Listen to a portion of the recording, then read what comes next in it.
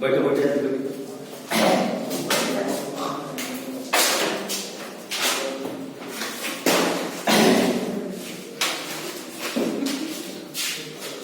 सब लोग तैयार हो गए? गुड मॉर्निंग, सुप्रभात। सभी बच्चों को हमारी तरफ से एक गुजारिश है कि फटाफट बिना समय गवाए आप लोग तैयार हो जाइए। थोड़ा सा कुछ निजी कारण से मैं आप लोगों का रेगुलर क्लास नहीं ले पाया, इसके लिए हमें खेद है, लेकिन फिर भी हमारी कोशिश है कि आप लोगों का क्लास एक बार फिर जो है शुरू किया जाए। और बहुत जल्द ही हम लोग इस महामारी से मुक्त होने वाले हैं। क्लास स्कूल कॉलेज खुलने वाला है अगले चरण में, दूसरे चरण में खुल जाएगा। और मुझे आशा है, विश्वास है, उम्मीद है कि आप लोग घर पर अच्छे से पढ़ते होंगे। कुछ दिनों के लिए मैं ब्रेकअप ले लिया था, थोड़ा सा निजी कारण कुछ ऐसे प्रॉब्लम उत्पन्न हो गए थे, लेकिन चलिए, मुझे बहुत इस बात की खुशी है कि हमारे इस बार के भी बच्चे और बच्चियों ने इस स्कूल का नाम रोशन किया, अच्छा रिजल्ट दिया, 92% रिजल्ट आया। मुझे खुशी है इस बात की कि मैं क्लास 10 बिहार बोर्ड का क्लास टीचर हूँ। और आने वाले समय में मैं आप लोगों से भी कुछ उम्मीद रखा हूँ कि आप लोग भी इस रिकॉर्ड को तोड़े। और इस बार 80-82% रिजल्ट हुआ है, तो अगले बार 90-92% रिजल्ट हो। मैं यही चाहूंगा, पढ़ते रहिए, क्योंकि हम लोग जितना प्रयास करेंगे उतना हमें जरूर मिलेगा। और इसके लिए हम पूरी कोशिश करते रहेंगे कि आप अपने लक्ष्य और अपने जो है कर्तव्य से मुंह न मोड़े। मुझे कुछ बच्चों और बच्चियां दुजंदू, लेकिन यहाँ पर 2-3 बच्चियां उपस्थित है। मुझे खुशी है कि इन लोगों को बहुत दिन के बाद देखने को मिला। राखी होगी, प्रिया होगी, रागिनी होगी, बच्चों में ऋतिक होगा, अभिषेक, विनीत, संतोष, राहुल, राज, बहुत सारे बच्चे होंगे। तो चलिए हम टॉपिक पर सीधा चलते हैं। पिछले बार क्या आप लोग इकोनॉमिक्स लेकर आए हो? अच्छा, तो ये वाला चैप्टर खत्म कर लेते हैं, ठीक है? तो ठीक है, इकोनॉमिक्स पढ़ा रहा था लेकिन ये अधूरा रह गया था, इतिहास का चैप्टर को। और हमारे विषय में भी बहुत अच्छे बच्चे नंबर आए हैं। मुझे इस बात को लेकर खुशी है। देख रहे हैं कब मेरा मुंह मीठा करते हैं। हम लोग को और क्या चाहिए, तो हम लोगों की सफलता ही हम लोगों की सफलता है। आप लोग अच्छे होंगे, कोशिश करेंगे, अच्छा रिजल्ट लेंगे, तो इस बात को लेकर हम लोगों को भी खुशी होगी। और पूरा विद्यालय परिवार आप लोगों का शुक्रगुजार है कि जो बच्चे अच्छे नंबर से पास हुए हैं उनको हमारे तरफ से खास तौर से हार्दिक शुभकामना है, बधाई है। और आने वाले बच्चों से भी मैं यही उम्मीद रखूंगा कि चलिए आप लोग भी इनसे अच्छे रिजल्ट लाए, इनसे बेहतर रिजल्ट लाए। मैं सीधा टॉपिक पर चलता हूँ, खिलाफत और असहयोग। जैसा कि आप जानते हैं कि प्रथम विश्व युद्ध के बाद तुर्की के हार के पश्चात ब्रिटेन ने उसके जो सम्राट था, उसका जो खलीफा था तुर्की का, उसके साथ अभद्र व्यवहार किया गया था, उसे अपमानित किया गया था, जिसको लेकर दुनिया भर के मुसलमानों में इस बात को लेकर क्षोभ था, असंतोष था, अराजकता थी। और इसकी जो है गूंज भारत में भी सुनाई थी। देखा जाए तो भारत के मुसलमानों ने भी ब्रिटेन के इस रवैये को आलोचना किया और इसका जो है जमकर विरोध किया गया पूरे ब्रिटिशर्स को। और देखा जाए तो 1920-21 में दो अल्ली बंधु और एक और लीडर थे।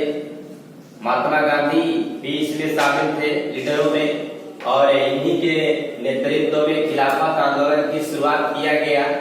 महात्मा गांधी एक वो नाम है जो हमारे भारतीय राष्ट्रीय आंदोलन को एक नई गति और एक नए डायरेक्शन देने का प्रयास किया।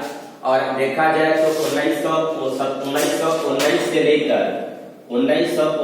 लेकर 1947 तक महात्मा गांधी का ही भारतीय रंगमंच पर या भारतीय स्वतंत्रता आंदोलन में छाए रहे।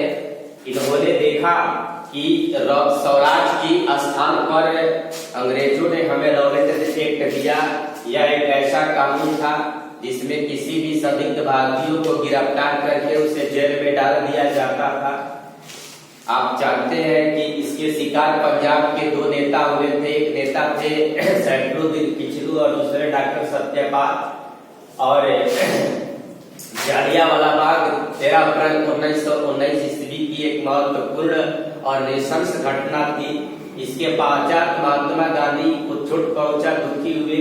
महात्मा गांधी ने सोचा कि अगर चूंकि भारतीय हुकूमत, अंग्रेजी हुकूमत भारतीयों के सहयोग से चल रहा है, यदि सारे के सारे भारतीय अपने इस सहयोग को वापस ले लेते हैं तो बहुत जल्द ही अंग्रेजी हुकूमत यहाँ से ढह जाएगा। इसको लेकर महात्मा गांधी ने कलकत्ता अधिवेशन में जो है असहयोग आंदोलन की जो है नींव रखी और नागपुर के अधिवेशन में इस आंदोलन की पुष्टि की गई और 1920 ईस्वी में असहयोग आंदोलन चल पड़ा। देखा जाए असहयोग का मतलब कि हम भारतीय अंग्रेजों को किसी भी प्रकार की सहायता नहीं करेंगे। इस तरह से देखा जाए तो असहयोग आंदोलन के कुछ रूल और रेगुलेशन थे, कुछ नियम थे, कुछ उद्देश्य था। सबसे पहले इसके हम कारणों पर चर्चा कर लेते हैं। असहयोग आंदोलन के मुख्य 3 कारण थे। पहला था खिलाफत का मुद्दा, खिलाफत का मुद्दा। दूसरा था पंजाब में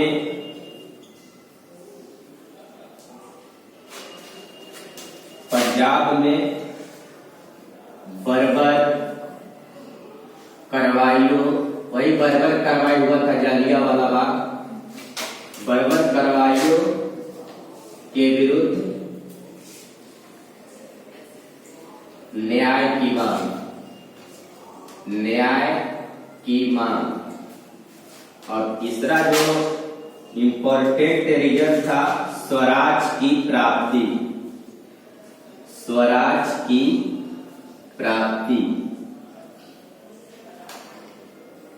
यही तीनों कारणों को लेकर महात्मा गांधी ने असहयोग आंदोलन की तैयारी किया। और देखा जाए तो ये तीनों ही कारण पर्याप्त नहीं थे। इस कारणों के बाद इसके उद्देश्य को अगर देखा जाए तो इसमें विदेशी वस्तुओं का बहिष्कार किया गया और विदेशी वस्तुओं की जगह पर स्वदेशी का प्रचार प्रसार किया गया। जो अंग्रेजी स्कूल थे उसमें भारतीयों को न पढ़ने जाने का जो है हिदायत दिया गया। भारतीय वकील कचहरी जाना बंद कर दिए। उसके स्थान पर एक महापंचायत की स्थापना की गई कि छोटे मोटे या बड़े मामलों की सुनवाई ग्रामीण स्तर पर ही की जाएगी। इस प्रकार विदेशी वस्तुओं की होली की गई, कपड़े को जलाया गया, स्वदेशी को लाया गया। और यही तीनों को लेकर इस आंदोलन के 2 कार्यक्रम थे। पहला रचनात्मक कार्यक्रम में अगर देखा जाए तो महात्मा गांधी ने कहा था कि हम विनय के साथ जो है सत्य और अहिंसा के मार्ग पर चलकर स्वराज प्राप्त करेंगे और शांति पूर्वक अपनी मांग को अंग्रेजी सरकार के समक्ष रखेंगे। हम जो है अपील करेंगे, लेकिन अगर इस पर भी अंग्रेजी सरकार जो है नहीं मानती है तो हम दूसरा जो कार्यक्रम शुरू करेंगे उसका नाम होगा विध्वंसात्मक कार्यक्रम। इसके तहत जगह जगह कपड़ों की जो है होली यानी आग लगाया गया और सड़क जाम किया गया। महात्मा गांधी के इस असहयोग आंदोलन में जो मुख्य नियम था सत्य और अहिंसा। महात्मा गांधी ने पहले ही इस आंदोलन में कहा था कि हमें अहिंसा के मार्ग पर चलकर ही स्वराज को प्राप्त करना है। हमारे इस कार्यक्रम में लेस मात्र भी हिंसा नहीं होनी चाहिए। अगर हिंसा होगी तो हम इस आंदोलन को स्थगित कर सकते हैं। यह आंदोलन अपने चरमोत्कर्ष पर था। तब तक 5 फरवरी 1922 को एक महत्वपूर्ण घटना घटी। 5 फरवरी 1922 को एक महत्वपूर्ण घटना घटी। वो घटना आपको पता होगा, इतिहास में चौरी चौरा के नाम से विख्यात है। चौरी चौरा की घटना। इस घटना के तहत हमारे कुछ भारतीय क्रांतिकारियों द्वारा अंग्रेजी पुलिस कर्मियों के थाने में आग लगा दिया गया, जिसमें 22 से 23 लगभग में अंग्रेजी सिपाही जो है जलकर मर गए। इसको लेकर महात्मा गांधी को काफी दुख हुआ। सरकार एक्शन में आ गई और क्रांतिकारियों को पकड़ने के लिए दमन नीति का सहारा लिया। जैसे 5 फरवरी 1922 ईस्वी को यह घटना घटती है, महात्मा गांधी इस जो है घटना से नाराज होते हैं और आवेश में आकर असहयोग आंदोलन को स्थगित कर देते हैं। जैसे ही असहयोग आंदोलन को स्थगित किया जाता है तो कांग्रेस का एक वर्ग महात्मा गांधी के इस रवैये से काफी नाराज हो जाता है। महात्मा गांधी के इस रवैये से देखा जाए तो उस कांग्रेस के भीतर भी कई विचारधाराओं के नेता थे, जिसमें मोतीलाल नेहरू जो पंडित जवाहरलाल नेहरू के पिताजी थे, चित्तरंजन दास, और कुछ नेताओं के बीच अनबन हो गई, जिसको लेकर कुछ नेता कुछ लीडर कांग्रेस के कह रहे थे कि हम जो है हिंसक गतिविधियों से उग्रात्मक तरीके से हम स्वराज को प्राप्त करके ही रहेंगे और हम सारे की चीजों को जो है बहिष्कार करेंगे, अंग्रेजी नीतियों का बहिष्कार करेंगे, अंग्रेजी हुकूमत का जो है बहिष्कार करेंगे। मोतीलाल नेहरू ने कहा कि नहीं, हम काउंसिल में परिषद में रहकर भी अपनी बात को अंग्रेजी सरकार के समक्ष रख सकते हैं। मोतीलाल नेहरू ने कहा कि स्वराज प्राप्ति करने के लिए इससे अच्छा और कोई विकल्प नहीं हो सकता है। अगर हम पद से त्याग कर देंगे, अपने पदों का त्याग कर देंगे तो कोई भी महत्व नहीं रह जाएगा, महत्वहीन हो जाएगा। अंग्रेजी हुकूमत हमारी बात को नहीं सुन पाएगी। इसको लेकर कांग्रेस के भीतर ही दो गुट हो गया, कांग्रेस के भीतर ही लोग विभक्त हो गए और आवेश में आकर 1923 ईस्वी में मोतीलाल नेहरू और चित्तरंजन दास ने एक अलग पार्टी बनाई, जिसका नाम था स्वराज पार्टी। परीक्षाओं में पूछता है कि स्वराज पार्टी की स्थापना कब और किसने किया, तो इसका सही आंसर होगा स्वराज पार्टी की स्थापना 1923 ईस्वी में मोतीलाल नेहरू या चित्तरंजन दास दोनों में से कोई एक नेता का नाम यदि आ जाएगा तो निसंकोच आप लोग इसी पर अपना जो है टिक लगाइएगा। इस प्रकार 1923 ईस्वी में स्वराज पार्टी की स्थापना हुई। इसके बाद जैसा कि आप जानते हैं कि अब एक और चीज को मैं बताना भूल गया था, नेहरू रिपोर्ट। नेहरू रिपोर्ट क्या था? लॉर्ड विल्सन हेड ने सारे भारतीयों को, जो कांग्रेस के मुख्य लीडर थे, उनको एक चैलेंज दिया था कि हम किस जो है तरीके से किस देश पर इंडिया को आजाद करेंगे। सबसे पहले इंडिया अपने लिए कॉन्स्टिट्यूशन बनाकर दिखाए ताकि उसमें शासन, नियम, प्रशासन, एडमिनिस्ट्रेटिव सिस्टम का स्वरूप क्या होगा। अगर हम लोग उस जो है संविधान के नियमों से संतुष्ट होंगे तो हम भारतीयों को स्वराज प्रदान कर देंगे। इस चैलेंज को हमारे कांग्रेस के लीडरों ने एक्सेप्ट किया और इसको लेकर मोतीलाल नेहरू ने एक सर्वदलीय बैठक बुलाई। इस सर्वदलीय बैठक में जो है ये निर्णय लेने का मतलब विचार किया गया कि संविधान की रूपरेखा, उसका फॉर्मेट क्या होगा, लेकिन बात नहीं बन पाई। इस प्रकार से जो नेहरू रिपोर्ट आया था, बहुत सारे लोगों ने उसका बहिष्कार किया। आगे चलकर फिर 1928 में भारत में साइमन कमीशन का आगमन हुआ। अब मैं आपको ये बता देना चाहता हूं कि ये साइमन कमीशन था क्या। जैसा कि आप जानते हैं, साइमन कमीशन सबसे पहले 1919 ईस्वी में आया था और भारतीयों से घोषणा किया था कि हम पुनः 10 वर्ष के बाद आएंगे और भारत में जो प्रशासनिक व्यवस्था है, नियम कानून है, उसकी समीक्षा करेंगे। लेकिन साइमन कमीशन 1929 में उसका आने का समय फिक्स था, लेकिन 1 साल पहले ही आ गया। साइमन कमीशन का अध्यक्ष सर जॉन साइमन को बनाया गया और इसमें 7 सदस्यीय जो है साइमन कमीशन का गठन किया गया। और भारत में जब साइमन कमीशन आया तो सारे के सारे भारतीय नेता नाराज हो गए। क्यों नाराज हो गए? क्योंकि इस साइमन कमीशन में एक भी भारतीय मेंबर नहीं थे।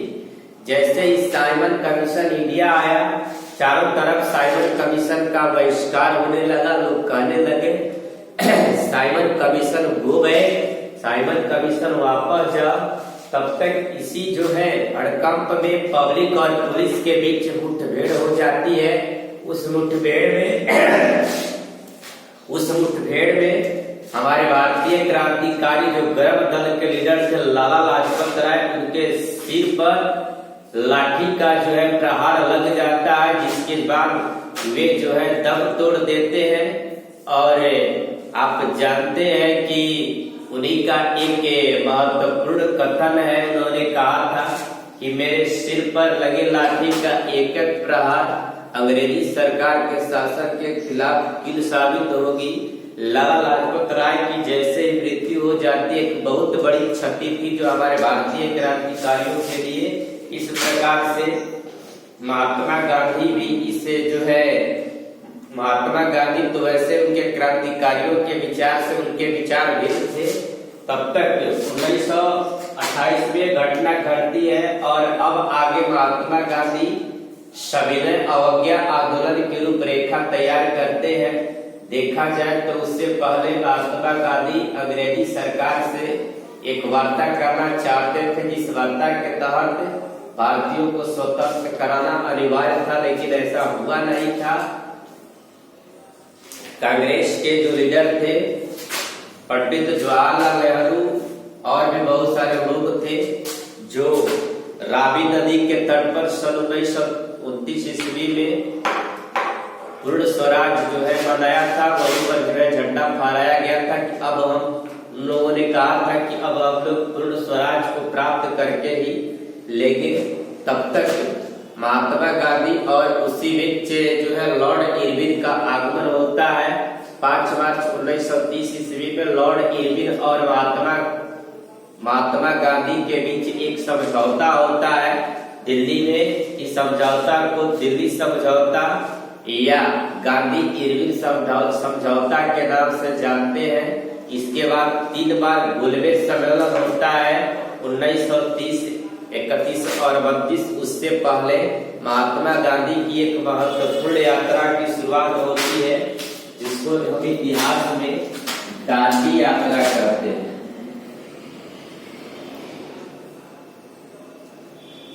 दांडी यात्रा, जैसा कि आप जानते हैं, इस यात्रा के दौरान ही सविनय अवज्ञा आंदोलन का जो है रूपरेखा तैयार किया गया था।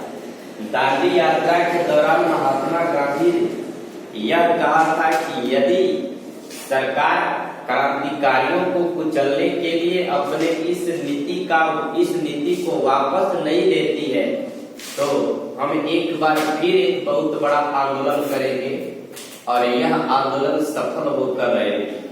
इस प्रकार देखा जाए तो दांडी यात्रा की शुरुआत 12 मार्च 1930 ईस्वी को होती है। समय समाप्त हुआ भाई, एक मिनट। 12 मार्च 1930 ईस्वी को महात्मा गांधी अपने 78 अनुयायियों के साथ साबरमती आश्रम से दांडी नामक गांव में 24 दिन की यात्रा पूरी करते हैं और वहां 5 अप्रैल को साथ पहुंचकर 6 अप्रैल सुबह में अपने हाथों से समुद्र के पानी से नमक बनाते हैं और इस प्रकार अंग्रेजी के नमक कानून का विरोध करते हैं। अंग्रेजी सरकार के नमक कानून का बहिष्कार करते हैं। समय समाप्त हुआ। आप लोगों से मैं विदा चाहता हूँ और आप लोग पढ़ते रहिए और सब ये रखा चलिए ठीक है, तब तक हम विदा लेते हैं। कैसे हो तुम लोग?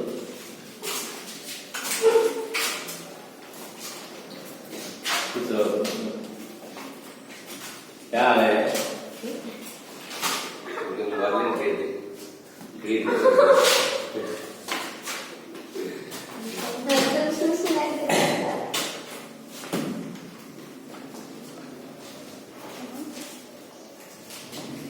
तब